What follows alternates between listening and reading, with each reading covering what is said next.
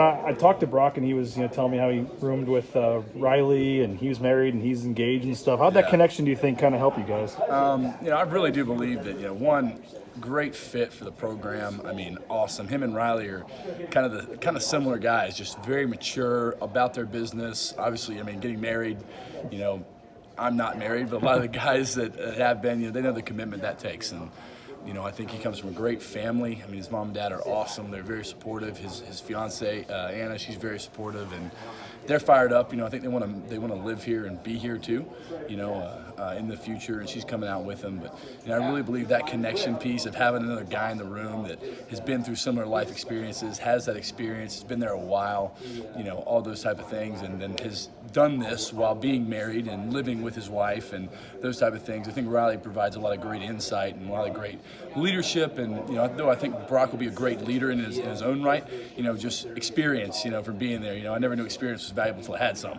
Yeah. And I think that's probably what he brings more than anything. And that connection piece between, Brock's wife and Riley's wife, I think that was big for them as well. That, I know Riley's fired up that he's got somebody else that's married they can go do double dates and stuff with. So he's excited for that. But I think that was a big thing, a big factor in, trying to get Brock here and feeling that connection and that love, for this place that Riley has. Did you guys set out to try to get a grad transfer or a JUCO guy or someone that had experience and could come in and play right away, or did it just kind of the fact that you guys had, before you got here, they'd previously offered them, and just the way it worked out, that it was just, a good fit at this point? Well, so Brock reached out to us when he decided to transfer from NC State, and we at the time we were kind of thinking, okay, let's see if we can find the right fit as an older guy, and if we could find that, we'd like that, to give us some depth. Obviously, we got a lot of guys, kind of down with injuries right now, and don't know how they'll come back and be ready to go. I expect them to be full go, by the season, but it takes, even Riley coming off his ACL last year, it was 4 or 5 games before he was like full speed,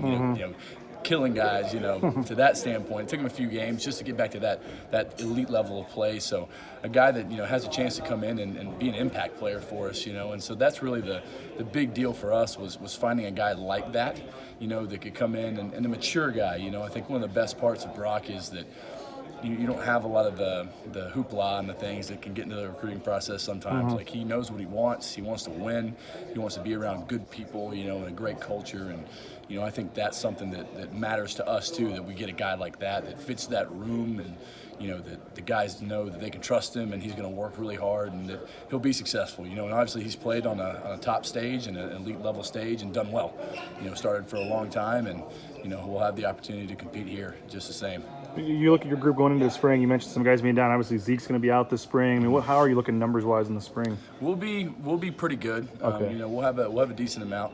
Some young guys are going to take some reps because some of those older guys have been banged up a little bit and getting some things fixed. But so who else is out in the spring then, or who are you not going to have? We got a couple guys out, so we'll see. Not ready to say. Yeah, not ready to say. We'll see. I don't know who's going to be back full go and who's not. So we have some timelines. We think, all right, this guy will probably be back, but until we know for sure, I don't want to say anything about that. Okay, well, just with having to midway through lose Zeke last year, and then just before you got here, a couple guys had transferred, so I know the depth wasn't crazy deep, but you had guys like Bruno step up and some of those other guys. What would Benton? What you overall? How do you evaluate last year, how your group did, and how you kind of look forward to this year? I think that we did well. Overall, obviously we played at championship level for most of the season.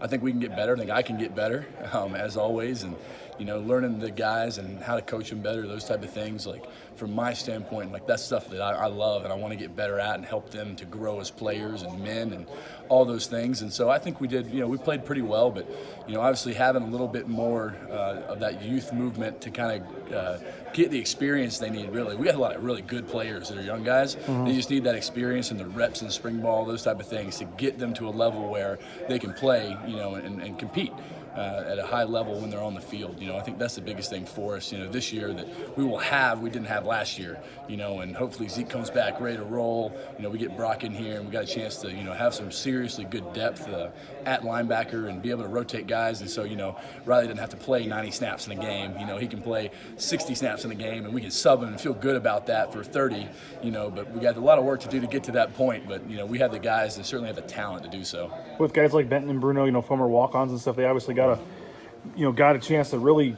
start to get increased roles. How do you see them kind of developing also? I think that those guys will be back and as strong as ever. I mean, they're the leaders in the room, them and Riley. I mean, they've been here. They're battle-tested. The guys know how they work. And, I mean, that's why they're in scholarships, because they are workers. And I think that as they get, closer to the season, those type of things, they'll be back full strength, and I fully expect them to compete for a starting job. We go and scratch everybody's zero right now, and everything you do every day matters. And as we get to closer to the season and to that first game, we'll come up with who's going to roll out there first. But I mean, I think they'll have every opportunity to succeed. I guess final thing, you mentioned your first year and how you can get better and you can learn. What was it?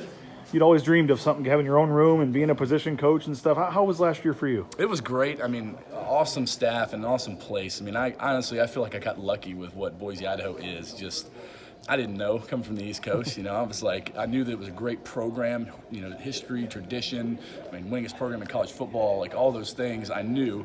But I felt like I got lucky because the city is so amazing, and just where we get to live, those type of things has been great. And I didn't know experience was valuable till I had some, like I said earlier. And so just being able to go through the day to day and all the different things that it takes to to be a coach and to be a mentor and those type of things. I think I learned so much last year, and I'm fired up for this year. It's going to be awesome, and it's going to be a lot of fun just to get back rolling and have a chance to go back out and compete for another championship.